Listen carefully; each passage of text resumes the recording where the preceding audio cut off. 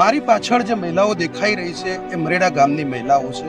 આ મહિલાઓ આક્રોશ વ્યક્ત કરી રહી છે અને તેમને આક્રોશ વ્યક્ત કરવાનું કારણ એ છે કે તેઓ તેમના ગામમાં ચાલતી ટ્વિલાઇટ પેપર મિલથી પરેશાન છે। ટ્વિલાઇટ પેપર મિલ સામેત્રા ગામની સીમમાં ચાલી રહી છે અને આ પેપર મિલ દ્વારા લાંબા સમયથી પોલ્યુશન ફેલાવાઈ રહ્યું છે, જેના કારણે ગ્રામજનોને ખૂબ જ પરેશાનીનો સામનો કરવો પડી રહ્યો છે। આ પેપર મિલને બંધ કરાવવા માટે ગ્રામજનો દ્વારા જિલ્લા કલેક્ટરને પણ રજૂઆત કરવામાં આવી હતી, પોલ્યુશન કંટ્રોલ બોર્ડને પણ રજૂઆત કરવામાં આવી છે।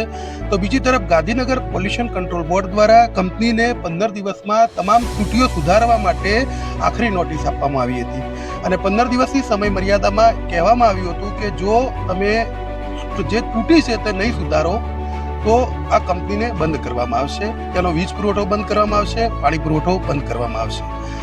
આ નોટિસ આપ્યાને 15 દિવસનો સમયગાળો વીતી ગયો, આમ છતાં હજુ પણ આ કંપની બંધ નથી થઈ અને હજુ પણ પોલ્યુશન ચાલુ છે। કંપની દ્વારા જે ધુવાડો અને જે કેમિકલ બહાર છોડવામાં આવે છે, આ કારણે લોકોને અને જે ગામના લોકો છે 3 ગામમાં સતત દુર્ગંધ આવી રહી છે અને આ દુર્ગંધને કારણે ગામના લોકો ખૂબ જ પરેશાન છે। આપણે ગામની મહિલાઓ સાથે વાત કરવાનો પ્રયાસ કરીએ। બેન, શું નામ છે આપનું અને કેમ અહીં તમે આવ્યા છો?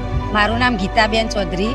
સાહેબ, અમે 5 મહિનાથી એટલો મોથું ચળ વખો બળ, અમારો બાળકો સ્કૂલમાંથી આવે તો ખાતો નહીં, એમને ગોળી આપવી પડે અને અમને ઉલટીઓ થાય, ભૂખ ના લાગે, શ્વાસ લેવામાં તકલીફ, ઘર દીઠ દરેક વ્યક્તિ બીમાર હોય પણ 5 મહિનાથી કોઈ એનું સોલ્યુશન આવતું નહીં। દરેક જગ્યાએ અમે રજૂઆત કરી, કલેક્ટર કચેરી 2-3 જગ્યાએ જો, અમે પોલ્યુશન વિભાગ દરેક તલાટીથી મોડી અને ઠેર સુધી કરી પણ કોઈ અમારો પ્રશ્ન ઉભરતું નહીં। તમે આ વિડીયો અમારો સીએમ સુધી પહોંચાડો એવી અમારી રજૂઆત અને આ ફેક્ટરી અમારે તાળું જ મારવાનું, આ ફેક્ટરી બંધ જ કરો એવી અમારી રજૂઆત। અમે બહુ તકલીફ હોય અને અમે બહુ બીમાર પડે। એને શું પ્રશ્ન થઈ રહ્યો છે, કેમ આપને આજે ફેક્ટરી સુધી આવવું પડ્યું છે? હા સાહેબ, અમે બહુ તકલીફમાં છીએ। અમે આખો દિવસ 4 વાડીને તો 100 નસી નથી તો અમે બહુ જ મરી જાય એમ થાય છે। છોકરો બાળકો લોહી પીવે છે, ઘર મોઢું બધે તો રવાતું નથી। હવે શું કરીએ, એનું કોઈ અર્થ જ નથી। તમે જે કરો સારા માટે કરજો, બસ। માગણી છે બેન, આપણે શું કરવા માંગીએ છીએ? આ કંપની શું કરી રહી છે? એને સીલ મારવાનો બંધ જ કરવાનો મારો ખાસ ઉદ્દેશ। મારું બાળક જ ધોરણ 7માં ભણો, રોજ 11:30 નિશાળથી પાછું આવે છે કારણ કે મોટા બાને ગોળી આપો તો આપીને અડધા કલાકની રાહત થાય છે। બાળકને મારે ભણાવવું, કઈને ગોળી ખવડાવી ના આવે। આ મિલથી એટલી એને તકલીફ થાય છે ને, તે સંડાસ જવાનું એ થઈ જાય સતત અને એનું બહુ મોથું ચડેલું બેન।